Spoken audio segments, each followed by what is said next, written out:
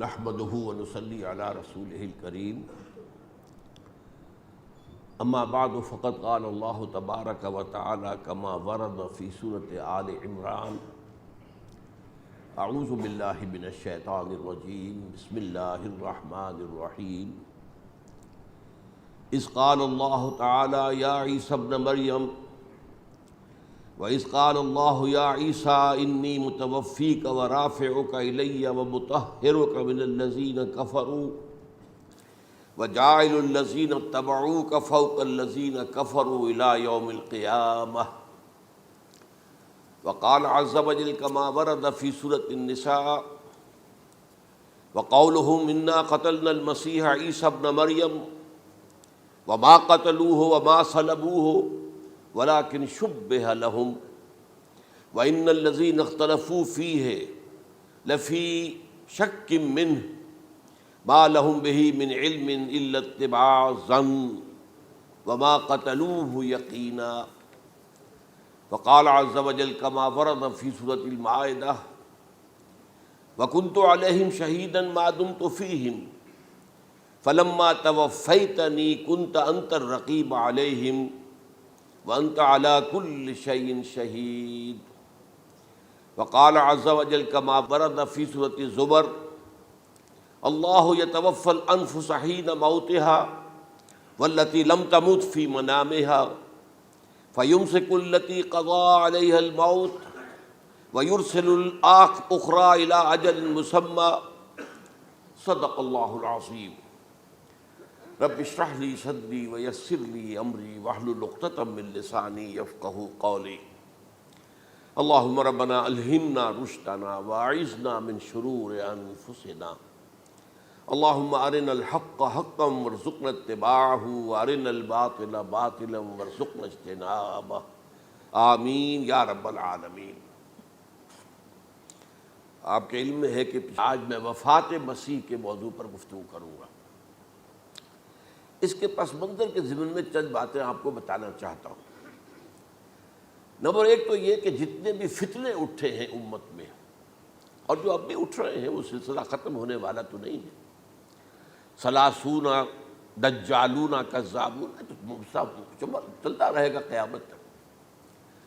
تو ان میں ایک مشترک بات یہ ہوتی ہے کہ وہ کسی ایسے مسئلے کو جس پر کہ موجودۃ الوقت حالات جو ہوتے ہیں ان کے مطابق فضا سازگار ہوتی ہے اور اس کا کوئی جذباتی پہلو بھی ہوتا ہے، لیکن جو امت کے اجماع کے خلاف ہوتا ہے اس پر ڈیرا لگاتے ہیں، اس پر گفتگو کرتے ہیں، اس کو لوگوں کے منوا لیتے ہیں۔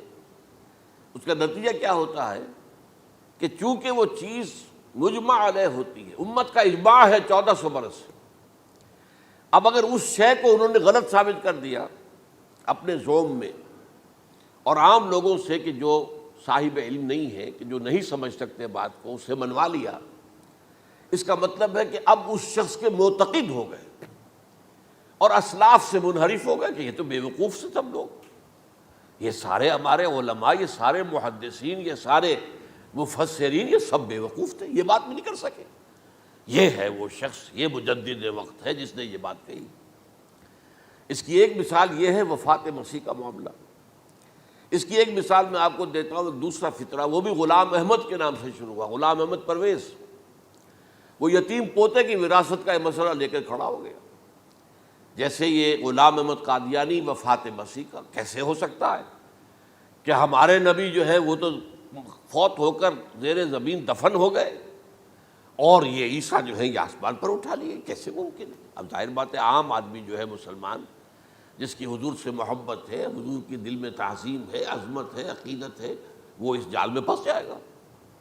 پھر وہ اپنے دلائل کے ساتھ اس کو جو ہے وہ، اور چونکہ ماحول بھی جو میں اس وقت عرض کروں گا کہ اس کے موافق ہو جاتا ہے اس وقت۔ غلام احمد پرویز نے کیا کہ یتیم پوتے کا مسئلہ، اب یہ اجماع ہے اگر کسی شخص کا کوئی بیٹا اس کی زندگی میں فوت ہو جائے تو اس کا وراثت میں حصہ نہیں ہوتا، وراثت ہوتی ہے انہی میں جو اس کی موت کے وقت موجود ہو، بیٹے ہوں بیٹیاں ہوں۔ اب اگر جو فوت شدہ بیٹا ہے اس کے کوئی یتیم بچے ہیں تو اب اس میں بڑی ایک جو ہے دلیل، دیکھیے جی یتیم بچے بیچارے وہ محروم ہو گئے، یتیم بچوں کا تو زیادہ حق ہونا چاہیے۔ تو یہ تو اب قانون جو ہے اگر یہ اس پر اجماع ہے تو پھر وہی بات کہ یہ سب بے وقوف لوگ تھے، اور یہ تو بڑے سخت دل اور سنگ دل لوگ تھے جنہوں نے یہ بات گھڑ رکھی ہے۔ یہ میں نے آپ کو دو مثالیں دے دی۔ اب ظاہر بات ہے کہ جو اسلام کا قانون میراث ہے، قانون وراثت ہے، اس کی کچھ بنیادیں ہیں، اس کے کچھ اصول ہیں، ان اصولوں پر وہ کھڑا ہے اور اس کے مطابق جو فیصلہ ہے وہ ہے۔ تو بہرحال یہ میں نے آپ کو مثال دی ہے کہ کسی ایسے مسئلے کو لے کر اس پر ڈیرا لگا لینا، مورچہ بنا لینا، اس سے اپنی عقیدت پیدا کر لینا، اسلاف سے برگشتہ کر لینا کہ یہ کوئی لوگ سمجھدار نہیں تھے، یہ بے وقوف لوگ تھے، جاہل لوگ تھے۔ اچھا، اب اسی پس منظر میں سمجھیے کہ 19ویں صدی کے اواخر میں کیا صورتحال ہندوستان میں ہو گئی تھی۔ انگریز آ گیا تھا اور 1857 کے بعد اس کی براہ راست حکومت قائم ہو گئی تھی۔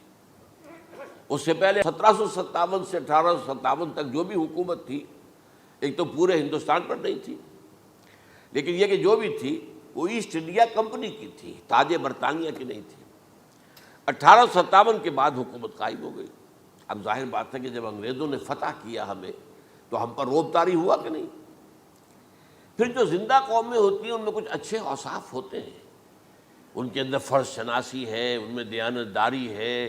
انگریز ڈپٹی کمشنر تھا، 9 بجے کا وقت ہے تو ٹھیک 9 بجے دفتر میں موجود ہوگا۔ ہمارے لوگ جو آ رہے ہیں لیٹ آرام سے، لیکن یہ ہے کہ ان کی یہ چیزیں جو ہوتی تھی، پھر بات اگر کی ہے تو اس کو پورا کیا ہے، تو اس حوالے سے ان کا رعب ہوتا ہے۔ اسی طور پر اس زمانے میں ایک صورت یہ پیدا ہو گئی کہ نیوٹن کی فزکس آ گئی، اب معلوم ہوا کہ یہ تو گویا کہ آسمان کی وحی سے بھی زیادہ معتبر ہے۔ سائنس سے جو بات ثابت ہو جائے بس وہ حق ہے، اور جو ثابت نہ ہو سکے وہ ایسے ہی ہیں، وہ تو گویا کہ اوہام ہیں، ان کی کوئی حیثیت نہیں۔ اب اس زمن میں کیا ہوا، اس وقت جو ہے سر سید احمد خان ایک شخصیت ابھری۔ انہوں نے جب دیکھا کہ اسلام کی بہت سی چیزیں جو ہیں وہ سائنٹیفک جو انداز فکر ہے اس میں فٹ نہیں بیٹھتی۔ یہ فرشتے کس بلا کا نام ہے، سائنس تو نہیں بتاتی ہمیں، لہذا انہوں نے کہا فرشتہ کوئی نہیں ہے، یہ فورسز آف دی نیچر کو فرشتہ کہہ دیا گیا۔ یہ جن کیا بلا ہوتے، کوئی جن ون نہیں ہے، وہ تو سائنس کی اس میں تو نہیں آتے، دکھائی نہیں دیتے، کوئی جن نہیں۔ یہ تو جو مشتعل مزاج کے لوگ ہوتے ہیں انسان، ان کو جن کہہ دیا گیا کہ وہ آگ سے پیدا ہوئے۔ جیسے ہم کہہ دیتے ہیں فلاں شخص غصے میں آگ بگولا ہو گیا، تو وہ آگ تھوڑی ہو جاتا، یہ تو استعارہ ہے۔ اس طرح یہ جو معجزات ہیں یہ کوئی شے نہیں، ان کی بھی فزیکل توجیحات۔ یہ حضرت موسیٰ جب پار ہوئے اپنی قوم کو لے کر سمندر کے، تو یہ کوئی معجزہ نہیں تھا، یہ کوئی حضرت موسیٰ کی ضرب کی وجہ سے پھٹا نہیں تھا سمندر، بلکہ وہ تو مد و جزر کا معاملہ تھا۔ جس وقت سمندر اترا ہوا تھا، جزر میں تھا، تو موسیٰ اپنی قوم کو لے کر گزر گئے۔ جب فرعون آیا اپنے لشکر کے ساتھ تو سمندر مدھ پر آ گیا، چڑھ آیا، لہذا وہ ہلاک ہوئے۔ تو معجزات کا انکار، ان تمام کے اندر ایسی فضا پیدا ہو گئی تھی کہ جو عقلی اور سائنٹیفک، عقلی سے آگے بڑھ کر، ایک تو عقلی ہوتا منطقی، ایک ہے عقلی سائنٹیفک، کہ اس کے حوالے سے جو چیز اسلام کی فٹ نہیں بیٹھی، جیسے کہ آپ کہتے ہیں round peg in a square hole اور square peg in a round hole. اب اسکوائر پیگ ہے، راؤنڈ ہول ہے، تو آپ کو اس کے کونے تراشنے پڑیں گے تب وہ اس ہول میں جائے گا، لہذا انہوں نے وہ کونے تراشے، اسی کے طرز پر پھر چلے ہیں۔ جو آپ کو معلوم ہے علامہ مشرقی، انہوں نے بھی جب شروع کیا اپنا دھندا تو ان کے پہلے کتاب کیا تھے، مولوی کا غلط مذہب نمبر 1، مولوی کا غلط مذہب نمبر 2، مولوی کا غلط مذہب نمبر 3، چھوٹے چھوٹے کتاب شائع کر رہے ہیں۔ مولویوں سے علماء سے برگشتہ کر دیا۔ اب معلوم ہوا کہ یہ شخص ہے مجدد وقت، یہ مولویوں کے پاس تو کچھ نہیں ہے۔ اسی کا معاملہ پھر وہ انکار حدیث کی شکل میں آیا، جن میں کہ ایک بڑی شخصیت جو ہے وہ غلام احمد کی، غلام احمد پرویز، کیونکہ اللہ تعالیٰ نے اسے صلاحیت دی تھی، اچھا انشاء پرداز تھا، لکھنا اچھا آتا تھا، بولتا بھی اچھا تھا۔ تو ظاہر بات ہے فتنہ وہی شخص پیدا کر سکتا ہے جو باصلاحیت ہو، جس میں کوئی صلاحیت نہیں وہ کیا فتنہ پیدا کرے گا، وہ نہ دنیا میں کوئی ترقی کرے گا، نہ دین میں کرے گا، نہ فتنہ انگیزی کر سکے گا۔ وہ تو جیسا بھی ہے معاملہ عام معمول جو ہے لوگوں کا، جیسی بھیڑ چال چل رہی ویسے چل جائے گا۔ تو اس فضا میں اصل میں غلام احمد پرویز نے جو ڈیرا لگایا وہ وفات مسیح پر تھا۔ یہ سب غلط ہے۔ یہ کہ مسیح زندہ آسمان پر اٹھا لیے گئے، کیسے ممکن ہے؟ ممکن ہے یہ کوئی الہونی بات ہے؟ سائنس اس کو مان سکتی ہے؟ وہ تو اصل میں ٹھیک ہے، ان کا کہنا کیا ہے کہ مسیح کو سولی تو چڑھایا گیا تھا لیکن وہ اس پر مرا نہیں، فوت نہیں ہوا، موت واقع نہیں ہوئی۔ پھر جب اس کو اتار لیا گیا تو وہ زخمی تھا، مجروح تھا، لیکن تھا زندہ۔ پھر اس کو غار میں رکھ دیا گیا۔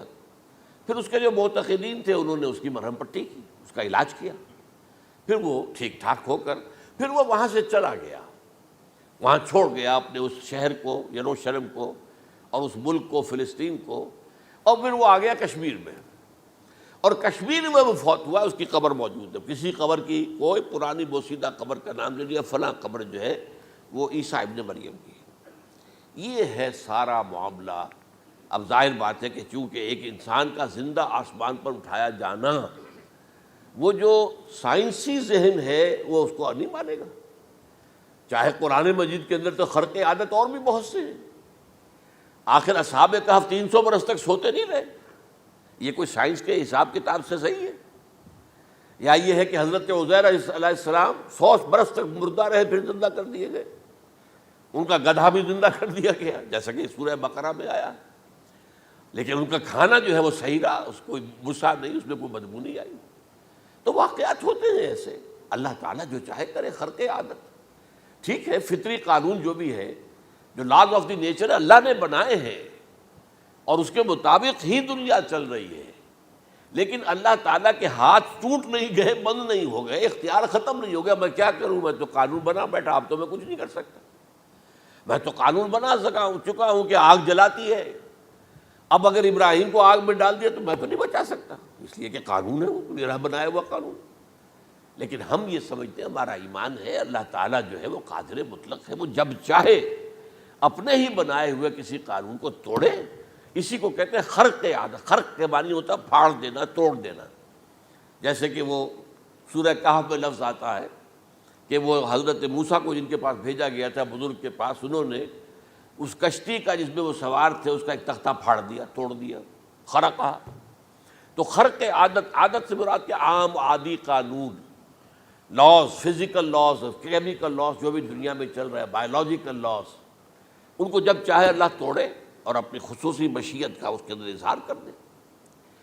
اب اس سلسلے میں جو میں نے آیات آپ کو سنائی ہیں، اور اسی طرح کی کچھ اور آیات بھی ہیں، ان میں قادیانی نے اور قادیانیوں نے اصل ڈیرا لگایا ہے لفظ وفات پر۔ اصل میں یہ لفظ کیا ہے؟ جو لوگ عربی زبان سے واقف نہیں، ان کو بڑی آسانی، وفات وفات وفات، یہ تو آ گیا، توفیتو، توفیتا، متوفی کا، اے موسیٰ میں تمہیں وفات دے دوں گا، اے اللہ جب تو نے مجھے وفات دے دی، تو وفات تو قرآن میں ہے۔ پھر اس کے ہوتے ہوئے یہ مفسرین کو کیا ہو گیا؟ ان کا دماغ خراب ہو گیا تھا۔ یہ تمام محدثین جو ہیں اتنی عقل بھی نہیں تھی ان میں۔ تو یہ وہ بات جو میں پہلے بیان کر چکا ہوں۔ اب میں آپ کو بتاتا ہوں اصل میں عربی زبان کا قاعدہ۔ عربی زبان کے اندر ایک سے حرفی روٹ ہوتا ہے، اس سے الفاظ بنتے چلے جاتے ہیں۔ مختلف کھانوں میں پانی ہے، پانی کو آپ نے گلاس میں ڈال دیا، کوئی اور شیپ ہو گئی، کپ میں ڈالا کوئی اور شیپ ہو گئی، اور تشت میں ڈالا کوئی اور شیپ ہو گئی، شیپ تو بدل جائے گی، ہے تو وہی کا وہی پانی۔ تو اسی طریقے سے مثلاً میں مثال دے رہا ہوں آپ کو، علم یعلم، علم، کسی شے کو جان لیا، عالم یعلم، اعلامن، کسی کو کچھ بتا دیا، علمہ خود جان لیا، اور عالم یعلم اعلامن، کسی کو کچھ بتا دینا، علم یعلم تعلیمن، کسی کو کوئی بات بڑی اچھی طرح ذہن نشین کرانا، بار بار دہرانا، سمجھا دینا، یہ تعلیم ہو گئی۔ تعلم یتعلم تعلمن، خود علم حاصل کرنا۔ اب علم یعلم سے عالم بنا، اور علم یعلم سے معلم بنا، اور تعلم یتعلم سے خود علم حاصل کرنا، اس سے متعلم بنا، متعلم جو کہ علم حاصل کر رہا ہے۔ اسی طرح استعلام، علم حاصل کرنا، کسی چیز کے بارے میں جسے ہندی میں کہتے جانکاری حاصل کر لینا، اویئرنیس حاصل کر لینا۔ اب وہی لفظ ہے علم، اب کہیں آپ اس کے مادے کو دکھا کر اور اس کے معنی میں الٹ پھیر کریں گے تو جو شخص عربی زبان سے واقف نہیں وہ تو نہیں جانے گا اس کو۔ اسی طرح کی مثال ہے وفا، وفا یفی، وقا یقی، وفا یفی، اوفا یوفی ایفاءً، وفا یوفی توفیتاً، توفا یتوفا تعفن، اور استیفاء۔ یہ اسی طریقے سے میں نے مثال آپ کو دے دی۔ وفا یفی کے مادے سے اس مصدر سے کوئی لفظ قرآن میں نہیں آیا، لیکن اردو میں آپ کو معلوم ہے نا بڑا پیارا مصرع ہے، وہ وعدہ ہی کیا جو وفا ہو گیا۔ بھئی وعدہ وفا کرو، وعدہ پورا کرو، اس کے معنی ہے پورا کر دینا، کسی کو کوئی چیز پوری دے دینا۔ اور اس کے بعد اوفا یوفی، اس کے معنی بھی وہی ہے، بھرپور۔ اس سے بنے گا اوفو بعہدی اوف بعہدکم، یہ جو سورہ بقرہ کے 5ویں رکوع میں آیا ہے، یہودیوں تم میرے عہد کو پورا کرو تو میں تمہارے عہد کو پورا کروں گا، تم میرے عہد کو پورا کرو۔ میں نے تم سے عہد لیا تھا کہ جو رسول نبی امی آئیں گے، نبی رسول امی، اس کو تمہیں ماننا ہے، اس کا ساتھ دینا ہے۔ اوفو بعہدی، اب اس عہد کو پورا کرو۔ اوف بعہدکم، تو میں تمہارے ساتھ برکات خیرات جیسی پہلے رہی ابھی باقی رکھوں گا۔ وفا یوفی، پورے اہتمام سے پورا کر دینا، کسی کو دے دینا چیز پورے اہتمام کے ساتھ، جیسے علم یعلم، پورے اہتمام کے ساتھ درجہ بدرجہ ایک بات ذہن نشین کرنا۔ یوفی، اس کا جیسے وَإِبْرَاهِيمَ الَّذِي وَفَّى، ذرا اس ابراہیم کا تذکرہ کرو جس نے سارے تقاضے جو اللہ کے تھے پورے کر دیے، بھرپور۔ جو امتحان آیا اس میں وہ ثابت قدم نکلے۔ توفا یا توفا، یہ آیا کسی شے کو پورا پورا لے لینا۔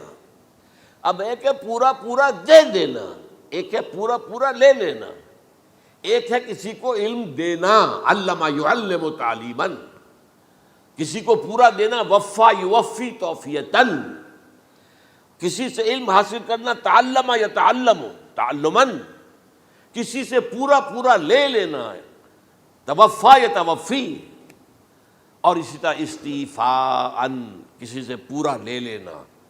یہ لفظ آیا ہے ویل للمطففین الذین اذا اکتالوا علی الناس یستوفون واذا کالوہم ووزنوہم یخسرون۔ ہلاکت و بربادی ہے ان ڈنڈی مارنے والوں کے لیے جو جب تول کر لیتے ہیں تو پورا لیتے ہیں، اور جب دیتے ہیں تو اس میں کمی کر دیتے ہیں، ڈنڈی مار جاتے ہیں۔ الا یظن اولئک انہم مبعوثون، کیا انہیں یاد نہیں رہا ہے کہ یہ دوبارہ اٹھائے جائیں گے، اللہ کے سامنے کھڑے ہوں گے، حساب ہوگا پورا پورا پیسے پیسے کا۔ تو یہ میں نے آپ کو اس گردان سے بتا دیا کہ ایک ہی لفظ جو ہے وہ کتنے معنی دے رہا ہے۔ مادہ ایک ہے، وفا یوفی پورا کر دینا، اوفا یوفی پورا کر دینا، لیکن توفا یتوفی پورا لے لینا، استیفاء پورا لینا، اذا اکتالوا علی الناس یستوفون واذا کالوہم ووزنوہم یخسرون۔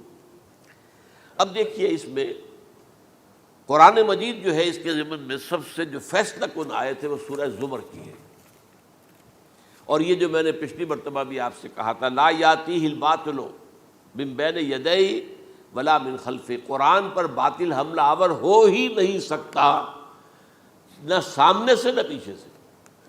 اب دیکھیے یہ ساری آیتیں جن میں حضرت مسیح کا ذکر ہے اور وفات کا لفظ جو ہے مختلف صورتوں میں استعمال ہوا ہے، اس میں سورہ زمر جو کہ مکی صورت ہے اس میں ہے وہ کانٹے دار آیت جس سے مسئلہ حل ہوتا ہے۔ وہ کیا ہے؟ وہ میں نے آپ کو سنائی ہے، اللہ یتوفی الانفس حین موتہا، اللہ قبض کر لیتا ہے، لے لیتا ہے نفس کو اس کی موت کے وقت، واللتی لم تمت فی منامہا، اور جس کے مرنے کا وقت نہیں آیا، مرا نہیں ہے، اس کی نیند میں لے لیتا ہے۔ فیمسک التی قطع علیہ الموت، تو جس پر موت کا فیصلہ ہو چکا ہے اس کو تو روکے رکھا ہے، موت کے وقت لیا اور روکے رکھا۔ اور ویرسل الاخری الی اجل مسمی، اور جو دوسرے ہیں جن کی موت کا وقت نہیں آیا ان کو مؤخر کر دیتا ہے، واپس کر دیتا ہے، لوٹا دیتا ہے۔ اب سوال یہ، نیند میں کیا چیز اللہ لیتا ہے؟ کیا جان لیتا ہے؟ جائز بات ہے نہیں، شعور نہیں چلا گیا۔ ایک ہے انسان کا شعور، وہی تو سب سے اعلیٰ شے ہے، سب سے اونچی چیز تو وہی ہے۔ یہ شعور ختم ہو گیا تو انسان کہاں رہا؟ اس کے نیچے جو کچھ ہے وہ تحت شعور ہے، سب کانشیس مائنڈ۔ تو خواب واب جو ہوتے ہیں وہ سب کانشیس مائنڈ کے ہوتے ہیں، وہ کانشیس مائنڈ کے تو نہیں ہوتے۔ جو کانشیسنس ہے، شعور جو ہے، اور خاص طور پر خود شعوری، وہ نیند میں اللہ سلب کر لیتا ہے۔ تو محض شعور کے لیے بھی وفات کا لفظ آ گیا۔ ابھی تو جان یہی ہے، جو سویا ہوا ہے وہ مرا تو نہیں ہے، زندہ ہے۔ البتہ جب جس کو ہم موت کہتے ہیں وقت آیا تو شعور بھی لے لیا، جان بھی لے لی، دو چیزیں لے لی۔ حضرت عیسیٰ پر پورا اطلاق ہوا، مجسم عیسیٰ کو لے لیا، شعور بھی لے لیا، جان بھی لے لی اور بدن بھی لے لیا۔ تو گویا کہ لفظ توفا کا کامل اطلاق تو صرف عیسیٰ پر ہو رہا ہے۔ ہم جب مرتے ہیں تو ہمارا جسم تو یہی رہتا ہے، وہ تو گیا قبر میں، پورا قبض نہیں کیا اس نے، پوری شے کو اپنے قبضے میں نہیں لیا، جسم تو یہی ہے۔ لیکن یہ کہ موت کے اندر ظاہر بات ہے کہ جان گئی، اور جان ہی اصل چیز ہے۔ جب جان نکل گئی تو یہ کیا ہے؟ یہ تو یوں سمجھیے کہ اب ایسی چیزیں جلدی سے قبر میں دبا دو، ورنہ یہ سڑے گی، گل جائے گی۔ اور قبر میں بھی کیا ہوگا؟ کیڑے ویڑے کھائیں گے، ختم کریں گے، الا ماشاءاللہ جس کو اللہ چاہے۔ انبیاء کرام اور شہداء کی جسموں کو اللہ تعالیٰ نے محفوظ رکھا ہوا ہے، واللہ عالم۔ تو اس اعتبار سے تو اب توفا، اللہ یتوفی الانفس حین موتها۔ اب نفس کا لفظ دیکھیے، یہ قرآن مجید میں نمبر کتنے معنی میں آیا؟ ایک تو پورا وجود کسی کا یہ نفس ہے، میرا نفس، نفسی نفسی نفسی۔ کیا ہوگا جب قیامت کے دن ہم بول رہے ہوں گے؟ اور جو اللہ کے لیے بھی لفظ آ گیا نفس، نفس کے معنی ہم جب بولتے ہیں عام طور پہ تو وہ تو برے سچ میں بولتے ہیں، بھائی یہ نفسانی تقاضے ہیں، ان کو ذرا دبا کے رکھو۔ لیکن یہ نفس، یحذرکم اللہ نفسہ، اللہ تمہیں ڈراتا ہے اپنے آپ سے، یعنی اللہ اپنی ذات سے ڈراتا ہے کہ وہ جہاں رؤوف اور رحیم ہے وہاں پر وہ عذاب دینے والا بھی ہے، انتقام بھی لیتا ہے، شدید العقاب بھی ہے۔ تو یہ بھی ہو گیا نفس۔ پھر نفس جو ہے ہم اس کو بھی کہہ دیتے ہیں، جو کہ نفس کی ایک کیفیت ہے خاص، نفس لوامہ، نفس امارہ، نفس مطمئنہ، یا ایتھا النفس المطمئنہ ارجعی الی ربک راضیۃ مرضیہ۔ تو یہاں پر کیا ہے؟ نفس سے مراد پہلا جو ٹکڑا ہے، اللہ یتوفی الانفس حین موتہا، شعور جو ہے اس پر لفظ نفس کا اطلاق ہوا۔ اور جب موت ہوتی ہے تو شعور کے ساتھ جان بھی اس کے اندر شامل، وہ نفس کا اطلاق ہو گیا اس پر بھی۔ اور اصل میں لفظ توفا جو ہے اس کا حقیقی مفہوم اگر پورا ہوا ہے اس معنی میں کہ پورا کا پورا لے لینا، تو وہ تو صرف حضرت مسیح علیہ السلام کے بارے میں ہے۔ شعور جمع جان جمع جسم، وہ سب کے سب اللہ تعالیٰ نے لے لی۔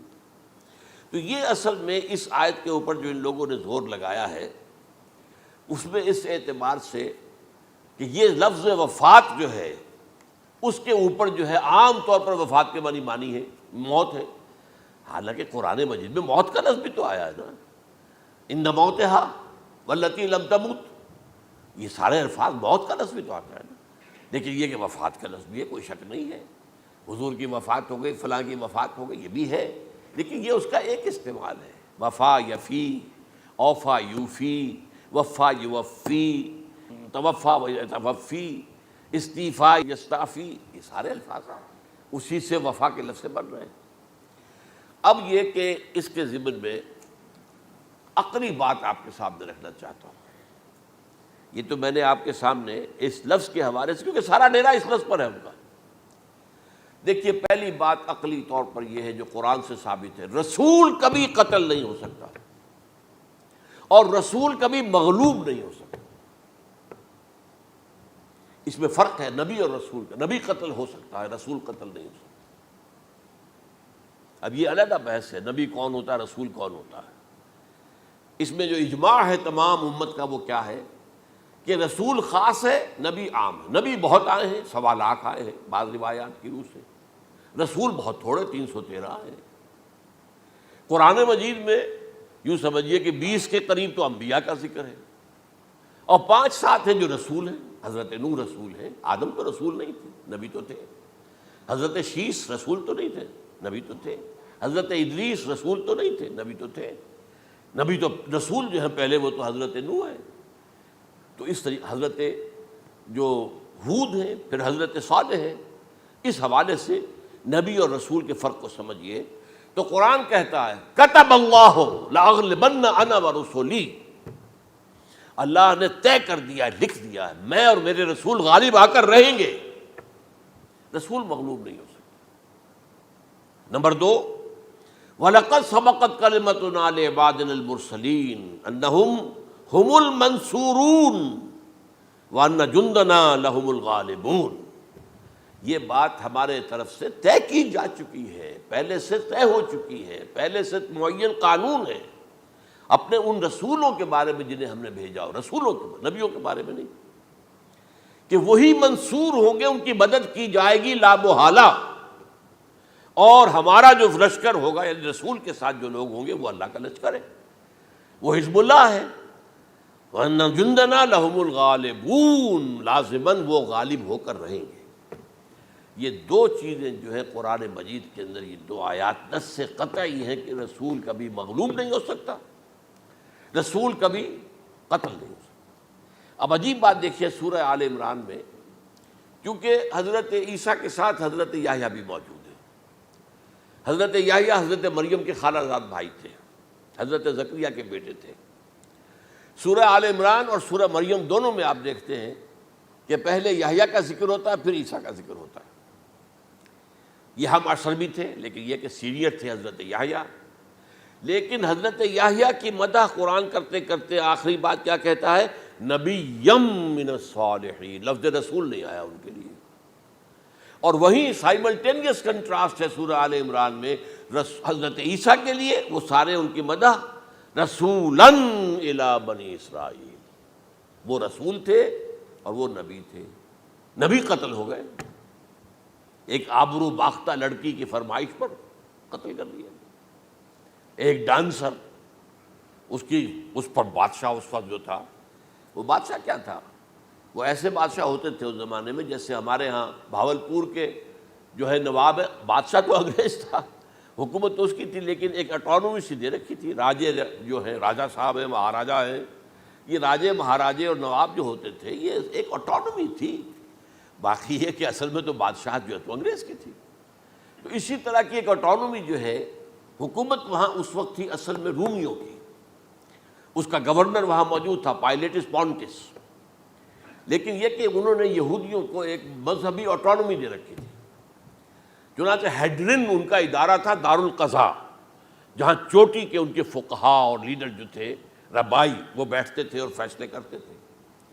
کسی مذہبی معاملے میں جو فیصلہ وہ کر دیتے تھے یہ ان میں معاہدہ تھا، وہ فیصلہ جو ہے وہ پھر ایگزیکیوٹ کیا جائے گا، وہ فیصلہ آخری ہوگا ان کا۔ وہ خود تو سزا نہیں دے سکتے، سزا تو گورنر دے گا، لیکن یہ کہ اگر ہیڈرن جو ہے ان کا جو وہ ہے ادارہ ٹاپ کا، وہ اگر سزا دے دے، سلا دے، تو گورنر کو وہ سزا دینی پڑے گی۔ یہ ان کا طے تھا معاملہ۔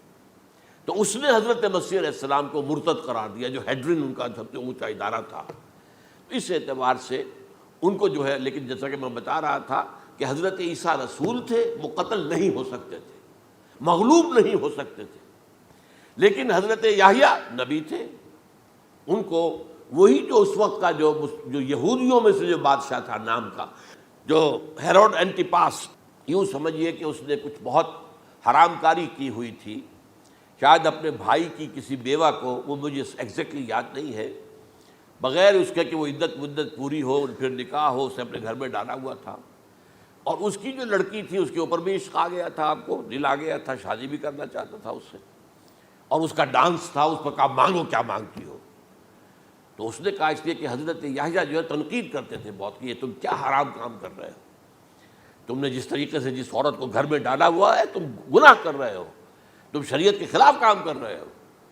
اس کو کہا تھا یو ڈاٹر آف سن، اس لڑکی کو کہا تھا تم جو کہ گناہ کی بیٹی ہو. اور وہ ناراض تھے, اور وہ ملکہ بھی جو تھی اس وقت تھی, اور یہ اس کی بیٹی بھی بہت ناراض تھے. تو انہوں نے کہا, مجھے وعدہ لے لیا کہ دیکھو جو کہہ رہے ہیں, جو مانگوں گی مانگنا پڑے گا. ہاں مانگوں گا. مجھے یحییٰ کا سر چاہیے. ایک دفعہ تو وہ کانپ گیا, اسے اندیشہ تھا کہ اگر یحییٰ کو میں نے قتل کر دیا تو یہودیوں کے اندر ہو سکتا بغاوت ہو جائے. لیکن پھر اس نے پھر تانا دیا, تم کیسے بادشاہ ہو, اپنا وعدہ پورا نہیں کرتے. پھر انہوں نے کہا ٹھیک ہے, حکم دیا. اور وہ جیل میں تھے پہلے سے ہی, وہاں گیا اور جو ہے ان کا سر قلم کیا, لا کے پیش کر دیا. تو نبی جو ہے جن کی بڑی مدح ہوئی ہے سورہ مریم کے اندر, جب آپ پڑھیں گے تو ان کی شان جو ہے, لیکن نبی تھے, صرف رسول نہیں تھے. اور حضرت عیسیٰ رسول تھے, رسول قتل نہیں ہو سکتا, نبی قتل ہو سکتا. تو یہ قاعدہ جو ہے وہ بھی قرآن نے اس سائملٹینیس کنٹراسٹ کے حوالے سے سورہ آل عمران میں حضرت یحییٰ اور حضرت عیسیٰ کا تقابل کر کے بتا دیا. تو ایک تو بات یہ ہے کہ اس اعتبار سے میں جو آپ کو آیت سنا چکا ہوں, یہ جو جرائم جو ہے سورہ نساء کے اندر یہودیوں کے اللہ تعالیٰ نے بیان کیے ہیں, ان میں سے یہ بھی ہے وَقَوْلُهُمْ إِنَّا قَتَلْنَا الْمَسِيحَ عِيسَى ابْنَ مَرْيَمَ.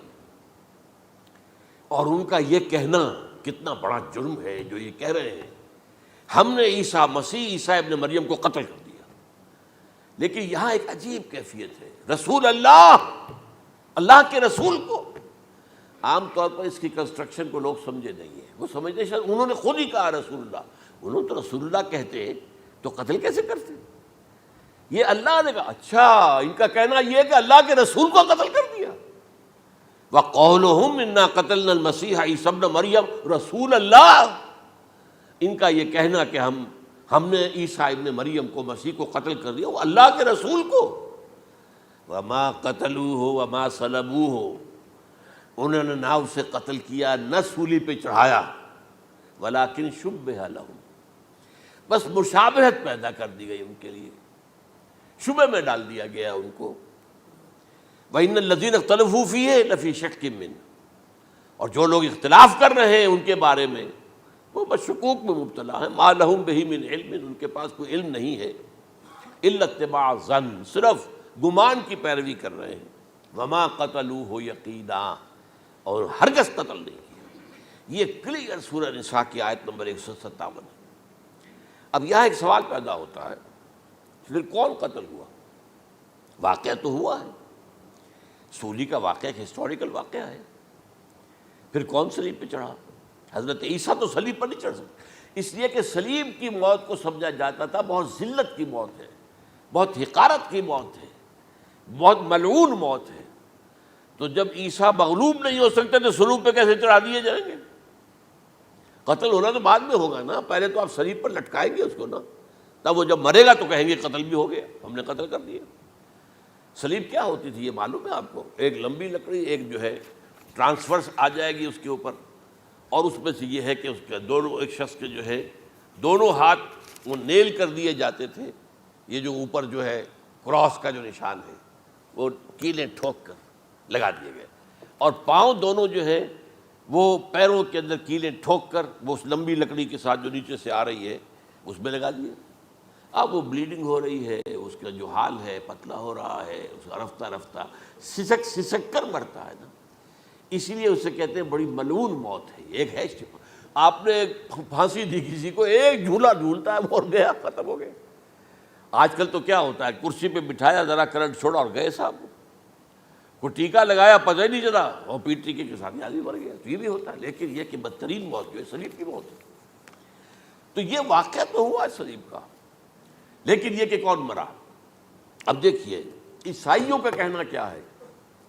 عیسیٰ صلیب پر چڑھے, وہاں فوت ہو گئے, مر گئے, پھر انہیں نکالا گیا, ایک قبر میں رکھ دیا گیا. لیکن قبر وہ جو تھی اس طرح نہیں تھی زمین میں کھودی ہوئی, بلکہ ایک پہاڑ کے اندر ایک چھوٹا سا کھو تھا, غار سی, وہاں رکھ دیا گیا. لیکن وہاں سے وہ زندہ ہو گئے. اگلے دن جب لوگ آئے تو دیکھا وہ قبر تو خالی ہے, عیسیٰ کہاں گئے؟ وہ زندہ ہو کر آسمان پر اٹھا دیے گئے, اور آسمان پر جانے سے پہلے وہ اپنے حواریین سے ملے بھی تھے, کہا میں زندہ ہوں. یہ ہے ان کا عقیدہ. اور اس کے بعد یہ بھی عقیدہ ہے کہ دوبارہ آئیں گے، قیامت کے قریب آئیں گے، یہ بھی عقیدہ ہے۔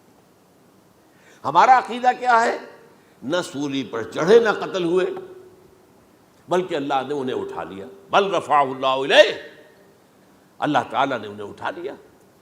جیسے کہ آتا قرآن میں، یا عیسیٰ انی متوفیک ورافعک الیہ، اے عیسیٰ میں تمہیں قبض کر لوں گا، قبضے میں اپنے لے لوں گا اور اپنی طرف اٹھا لوں گا، رافعک الیہ، یہ قرآن مجید کا قول ہے۔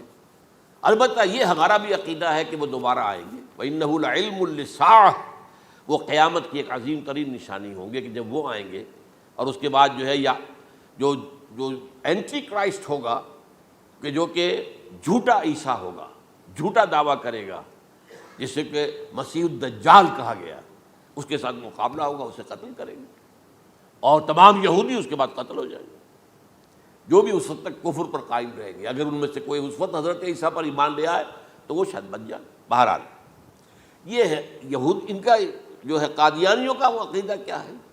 سولی پر تو چڑھا، گویا کہ ذلت والی بات تو ہو گئی، مغلوب تو ہو گیا، قرآن کی نفی اس پہلے کیوں، وما صلبوہ وما قتلوہ، تو گویا کہ سولی پر چڑھ گیا تو وہ بدترین جو ہے تکلیف، مصیبت، مشقت وہ ساری تو آ گئی، مغلوبیت تو آ گئی، لیکن یہ کہ اس کے بعد کہتے ہیں مرا نہیں، وہ ابھی وہ سسک ہی رہا تھا کہ اتار دیا گیا۔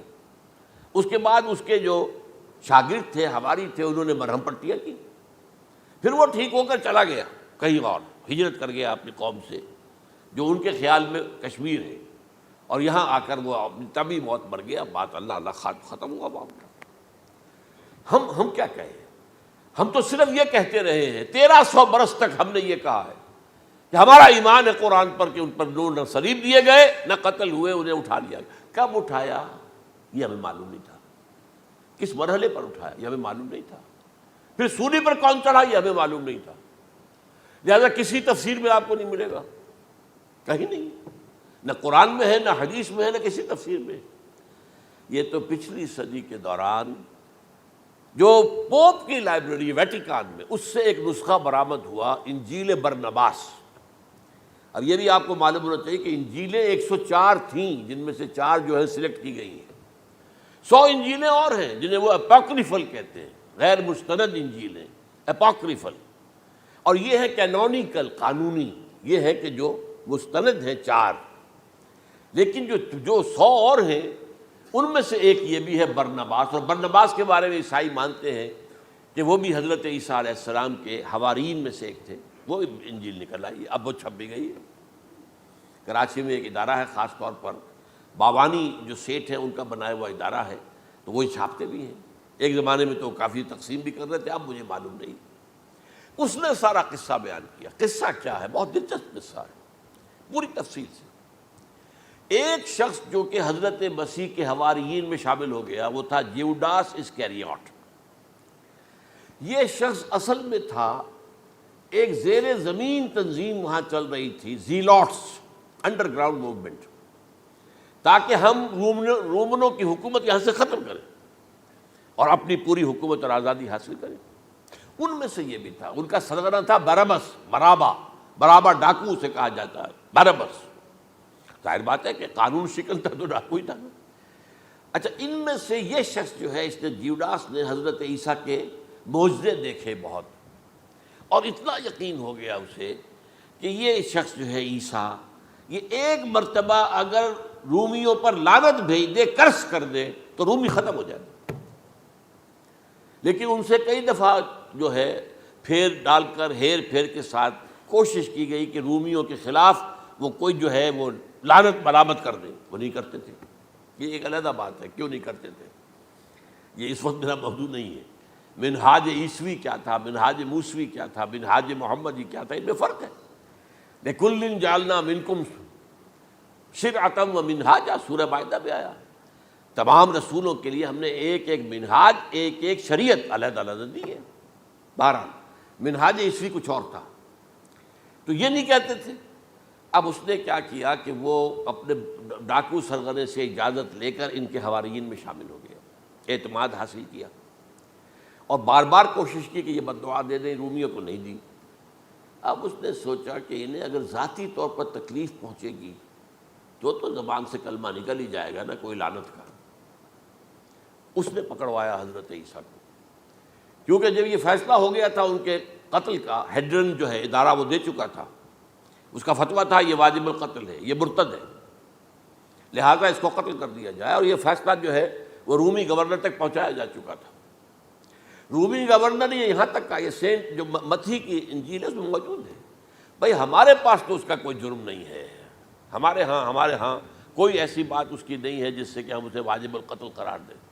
ان کا نہیں، ہمارا حکم ہے، ہمارا فیصلہ تمہارا طے ہے، چاہے مذہبی معاملے میں کوئی فیصلہ ہمارا ہوگا تو تمہیں جو ایگزیکیوٹ کرنا ہوگا.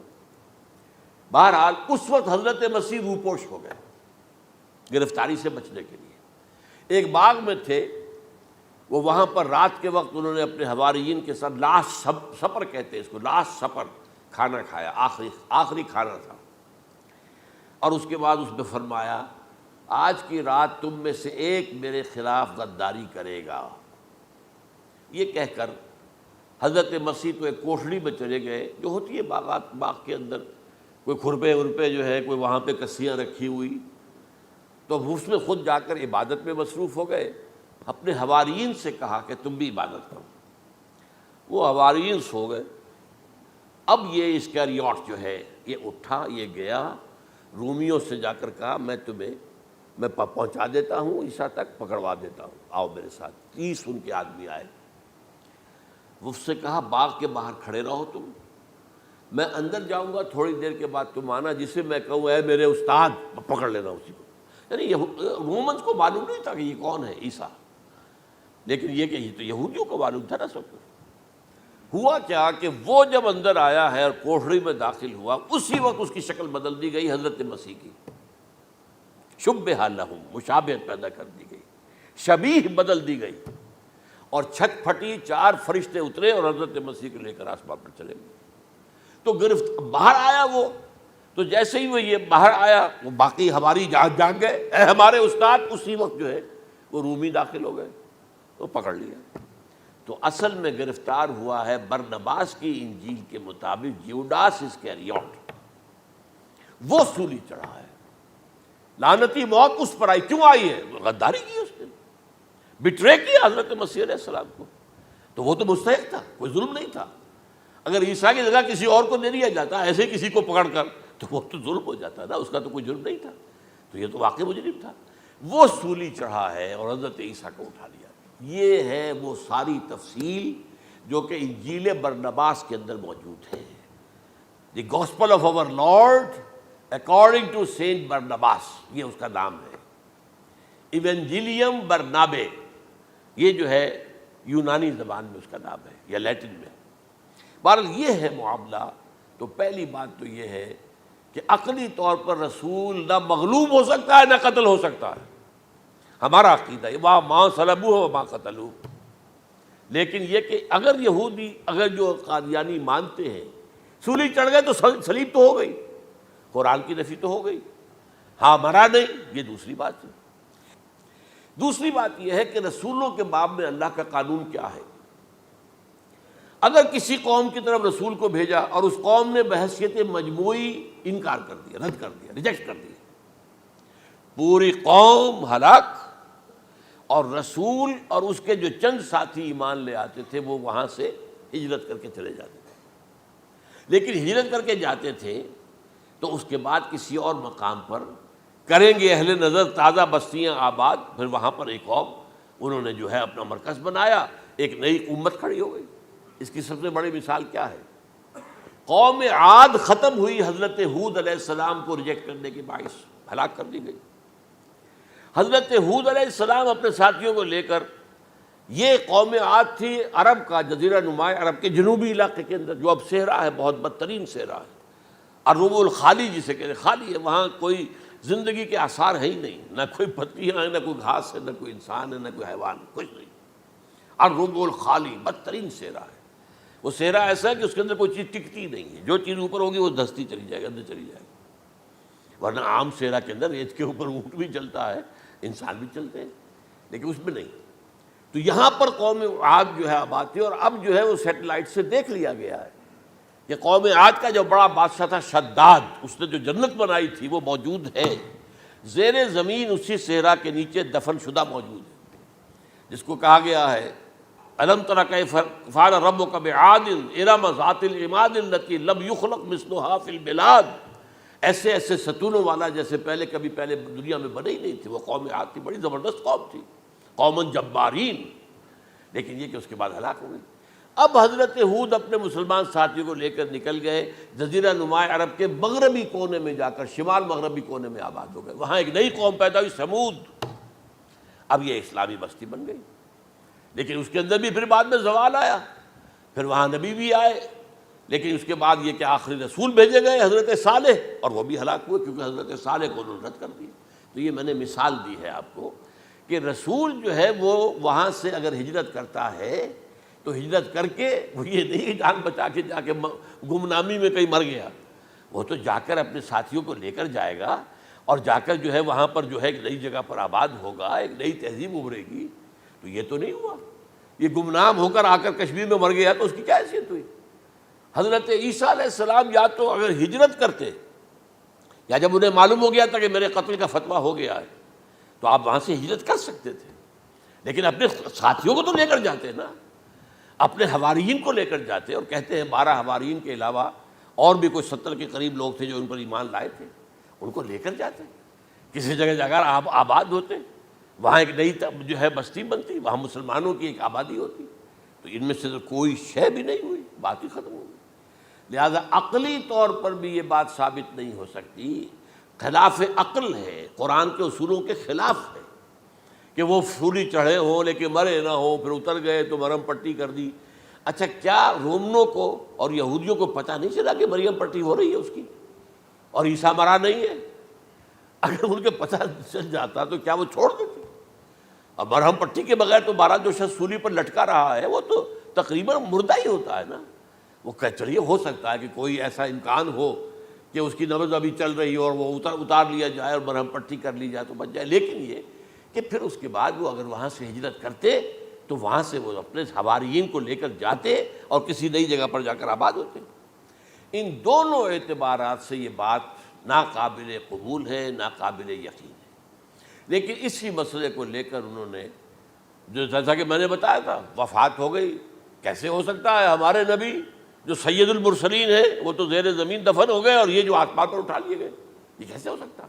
بس اس کے اوپر عام لوگ جو ہیں وہ متاثر ہوئے، اور خاص طور پر وہ سائنٹیفک مائنڈ جو بن گیا تھا، تو چونکہ سائنس کے اس خاکے کے اندر وہ بات فٹ نہیں بیٹھتی، لہٰذا ان لوگوں نے اس کو قبول کیا۔ اب یہ کہ یہ جو واحد استثناء ہوا ہے یہ کسی اور کے ساتھ نہیں ہوا۔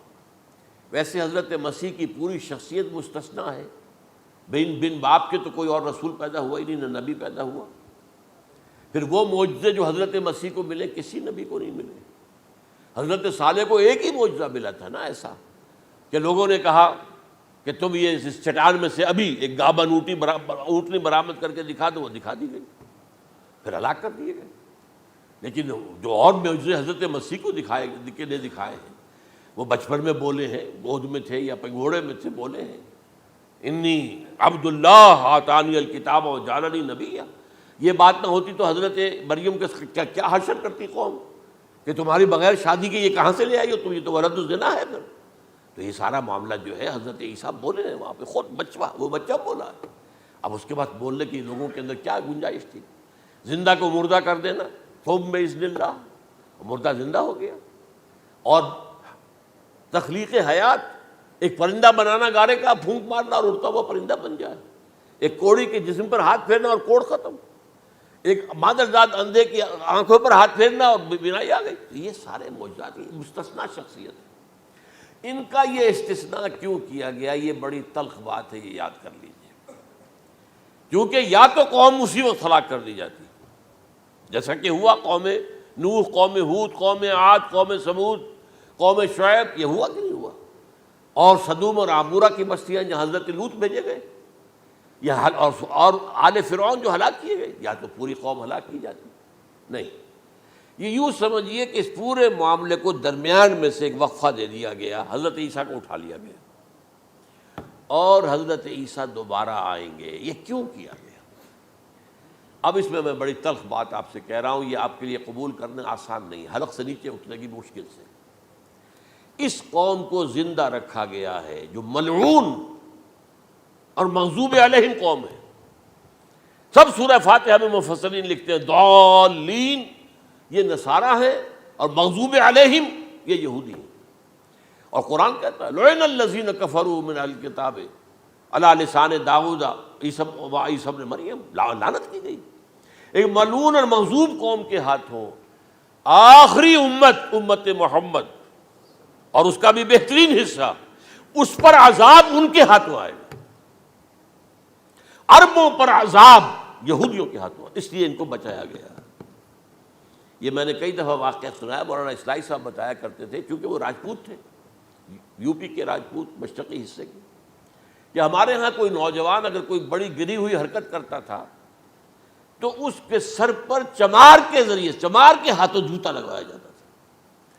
اگر راجپوت کے سر پر راجپوت کا جوتا گرا تو چلو تکلیف تو ہوئی، لیکن یہ کہ راجپوت کا جوتا گرا ہے نا، پڑا ہے، لیکن راجپوت کے سر پر چمار کا جوتا، جس کو آپ انگریزی میں کہتے ہیں to add insult to injury, وہ تکلیف بھی ہے جوتا کھانے کی، اور انسلٹ ہے کہ ایک چمار مار رہا ہے۔ یہ امت سب سے خیر امت ہے، کنتم خیر امت اخرجت للناس۔ اس کے لیے عذاب بھی بدترین آئے گا، اور کن پر آئے گا؟ اس امت کا جو اصل نیوکلیس ہے عرب، جس کے بارے میں حضور کی حدیث موجود ہے ویل للعرب، عرب کے لیے بہت بڑی ہلاکت ہے۔ اور آج ہماری نظر میں آ رہا ہے وہ ملعون اور مغضوب علیہم قوم ان کے سینے کے اندر خنجر کی طرح بھونکی گئی ہے، اور 30 کروڑ کے قریب عرب بے حمیتی، بے غیرتی، بزدلی، کمزوری، ذلت، مسکرت کی مثال بنے ہوئے۔ کوئی بول سکتا ہے اس اسرائیل کے خلاف؟ کوئی بول سکتا ہے؟ 30-35 لاکھ آدمی ہے اسرائیل کے اندر یہودی، اس سے زیادہ تو امریکہ میں 50 لاکھ کے قریب، کل 1.25 کروڑ آدمی ہے یہ یہودی پوری دنیا کے اندر۔ لیکن دیکھیے جو چاہتا کرتا ہے، جب چاہا اس نے عراق کے ایٹمک انسٹالیشن کو تباہ کر دیا، اور سعودی عرب کی فضا میں اس کو فیول کیا ہے انہوں نے، دوبارہ ری فیولنگ جو ہوئی ہے ان کے جہازوں کی، وہ سعودی عرب کی فضا میں ہوئی۔ یہ صورت جو ہے عربوں کے اوپر، اور اب جو آنا ہے آرمگیدان، کیونکہ پوری عیسائی دنیا یہودیوں کے قبضے میں ہے، اور یہ رومی ایک حدیث کی روح سے 80 علم لے کر حملہ آور ہوں گے تم پر، اور یہ ہوگا مڈل ایسٹ میں۔ آپ کو معلوم ہے پوری دنیا میں کہا جا رہا ہے 3rd ورلڈ وار جو ہونے والی ہے وہ مڈل ایسٹ میں ہوگی، اور میں ٹوائنبی کا قول آپ کو سنا چکا ہوں، 1950 کا قول ہے اس کا۔ یہ اس وقت تک تو سوال ہی پیدا نہیں ہوتا تھا، سارا تصادم جو ہو رہا تھا وہ ایک طرف روسی اور اس کے ساتھی تھے، روس اور اس کے ساتھی، دوسری طرف یہ مغربی یورپ اور امریکہ تھا۔ کوئی مسلمانوں اور عیسائیوں کی کسی جنگ کا تو کوئی امکان نظر ہی نہیں آتا تھا۔ لیکن ٹائنبی نے کہا ہے، جو سب سے بڑا فلاسفر آف ہسٹری ہے 20ویں صدی کا، کہ اب جو جنگ ہوگی بڑی، جو اس نیکسٹ سینچری کی، 21st سینچری کی، وہ در حقیقت کمیونزم کے درمیان اور کیپٹلزم کے درمیان نہیں ہوگی، بلکہ عیسائیوں اور مسلمانوں کے درمیان ہوگی۔ یہ میں اس کا حوالہ بھی پورا آپ کو دے چکا ہوں، اس نے یہ کہاں یہ بات کہی۔ تو یہ ہے، یہ بات جان لیجئے، اور مڈل ایسٹ میں ہوگی، گریٹر اسرائیل بنے گا۔ حدیث میں خبریں، یہ سارے مسلمان ممالک تمہارے ہاتھ سے نکل جائیں گے مسلمانوں، یہ عراق اور اردن اور یہ اور وہ، یہاں تک کہ ترکی، سعودی عرب کا بھی شمالی حصہ نکل جائے گا۔ البتہ مدینے کا جو ان کا پروگرام ہے اس کو اللہ نہیں پورا ہونے دے گا، مدینے میں داخلے کی ان کو اجازت نہیں ملے گی۔ بہرحال یہ سارا کچھ ہونے والا ہے۔ وہ وقت بھی آنے والا ہے کہ حضور کی ایک حدیث کے مطابق ایک شخص کے 1000 بیٹے ہوں گے تو 999 ختم ہو جائیں گے، ایک بچے گا۔ یہ وقت بھی آنے والا ہے کہ حضور فرماتے ہیں اتنی بڑی جنگ ہوگی، اتنی خوریزی ہوگی کہ پوری زمین اٹ جائے گی لاشوں سے۔ تو پرندہ جو ہے، کوئی ایک تو پرندے ہوتے ہیں کہ جو مردار خور ہے، گدھ ہے، وہ تو بڑی خوشی سے اتریں گے، تناول فرمائیں گے لاشوں کو۔ اسی طریقے سے کوے ہیں، چیلے ہیں، لیکن جو نفاست پسند پرندے ہیں وہ لاش کے اوپر اترنا نہیں چاہتے۔ تو ایک پرندہ اڑتا چلا جائے گا، اسے کہیں زمین پر اترنے کی جگہ نہیں ملے گی، لاشیں ہی لاشیں ہوں گی، یہاں تک کہ وہ تھک ہار کر اس کے جو ہے پر جواب دے جائیں گے، گرے گا تو لاش پر گرے گا۔ یہ وقت آنے والا، اور یہ یہودیوں کے ہاتھوں، یا یہودیوں کے جو سپورٹرز ہیں اس وقت، جو ان کے ہاتھ میں اعلی کار ہیں، ان کے ہاتھوں آنا ہے۔ میرے نزدیک اس کام کے لیے اس ملعون قوم کو، کہ جو حضرت عیسیٰ کے زمانے سے ملعون ہو چکی ہے، اس کو باقی رکھا گیا ہے، اسے یہ موقع دیا گیا ہے، اس نے اسرائیل بنا لیا ہے۔ تقریباً 2000 سال کے بعد وہ دوبارہ آ کر آباد ہوئے اس سرزمین میں جہاں سے نکال دیے گئے تھے 70 عیسوی کے اندر۔ یہ سارا کچھ کیوں ہو رہا ہے؟ تو در حقیقت میرے نزدیک واللہ عالم حکمت خداوندی اس میں یہ ہے، انہیں روک کر رکھا گیا ہے اور حضرت عیسیٰ کو اٹھا لیا، پھر وہی عیسیٰ آئیں گے اور انہی کے ہاتھ میں یہ ہلاک ہوں گے۔ سوائے اس کے، چونکہ جو ایک میں نے آپ کو کئی دفعہ حوالہ دیا ہے، فلاڈلفیا ٹرمپٹ ایک رسالہ نکلتا ہے پروٹیسٹنٹ عیسائیوں کا، انہوں نے یہ لکھا ہے، اس نے لکھا ہے ایک پرچے کے اندر کہ جب حضرت مسیح آئے گی اینٹی کرائسٹ ہوگا، وہ لکھا اس نے کہ وہ یہودی ہوگا، حالانکہ وہ پرو یہودی ہے۔ وہ جتنے بھی یہ جو کرسچن زائنسٹ ہیں، یہ تو یہودیوں سے بڑھ کر زائنسٹ ہیں، ان کے بڑے سپورٹرز ہیں۔ تو لیکن اس نے لکھا ہے اینٹی کرائسٹ ول بی اے جیو۔ ابھی کچھ عرصے پہلے آپ کو یاد ہوگا نوسٹریڈیمس کا بڑا چرچا ہو گیا تھا، اس کی جو ہے وہ پیشن گوئیاں، اور یہ کہ ایک مسلمان ہوگا اینٹی کرائسٹ، اور صدام کے بارے میں اشارے کیے جا رہے تھے کہ وہ اینٹی کرائسٹ ہوگا وغیرہ وغیرہ۔ لیکن انہوں نے لکھا ہے کہ وہ اینٹی کرائسٹ یہودی ہوگا، اور اس نے لکھا 80% یہودی قتل ہو جائے گا۔ یہ میں نے ایک تعویل کی ہے اپنے ذہن میں کہ 20% شاید وہ ہوں جو حضرت عیسیٰ کی جو سیکنڈ کمنگ ہے، آمد ثانی کے موقع پر ان پر ایمان لے آئیں اور وہ بچ جائیں۔ لیکن جو بھی حضرت عیسیٰ کا انکاری ہوگا وہ ختم کر دیا جائے گا، جیسے قوم نوح ختم ہوئی، قوم ہود ختم ہوئی، قوم عاد ختم ہوئی، قوم صالح ختم ہوئی، اسی طریقے سے تو یہ قانون خداوندی پورا ہونا ہے۔ بس ایسے ہی ہے جیسے کسی کو پھانسی کا حکم تو ہو گیا ہو لیکن ابھی ایگزیکیوشن نہ ہوئی ہو، ہوتا ہے 2 سال 3 سال گزر جاتے کہ پھانسی کا حکم ہے لیکن یہ کہ اب وہ پھانسی نہیں ہو رہی ہے، وہ اپیلوں در اپیلوں معاملہ چل رہا ہے۔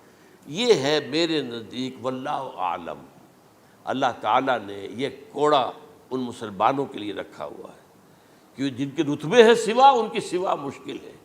جتنا اونچا مقام اللہ نے دیا عربوں کو، ان میں حضور کو اٹھایا، ان کی زبان میں اپنا آخری کلام نازل کیا، تو ان کی ذمہ داری بھی بہت ہے۔ جن کے رتبے ہیں سوا، ان کی سوا مشکل ہے۔ اقول قولی ھذا واستغفر اللہ لی ولکم ولسائر المسلمین والمسلمات۔